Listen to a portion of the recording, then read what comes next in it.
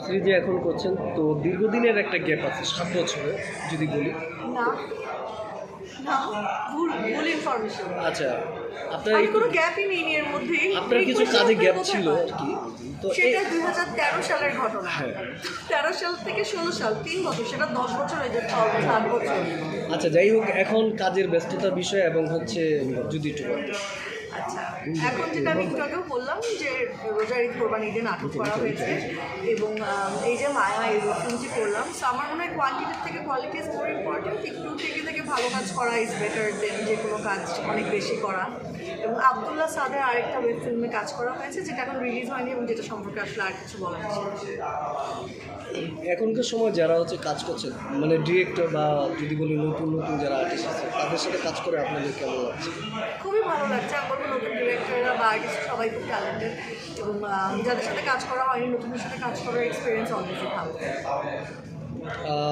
বড় পর্দার বিষয় যদি একটু জানতে চাই আপনাদের কাছে।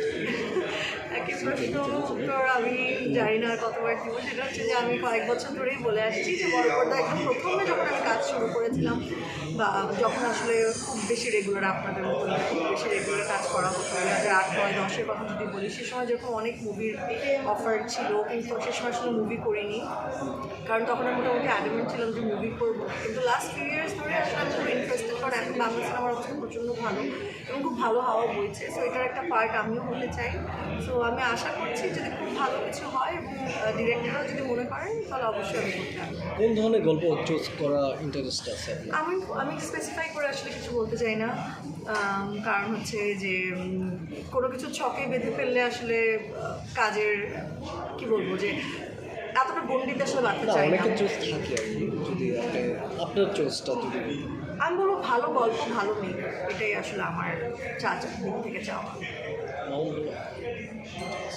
আপু একটা বিষয় হচ্ছে যে আপনার যেই ধরনের দর্শক এখন পর্যন্ত তৈরি হয়েছে তারা কিন্তু আপনাকে অনেক মিস করে।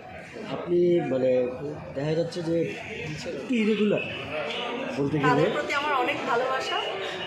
যে এই যে ব্যাপারটা আমি একটু আগেও কিন্তু ভাঙিয়ে বললাম আপনাদেরকে যে অনেক কাজ করার চাইতে আমি মনে করি বেছে বেছে অল্প কাজ করাই ভালো। এই যে অনেকদিন পর একটা ভালো কাজ পেলাম, ভালো কাজ নিয়ে আসলাম, সেরকম ভালো ভালো কাজ পেলে অবশ্যই হবে।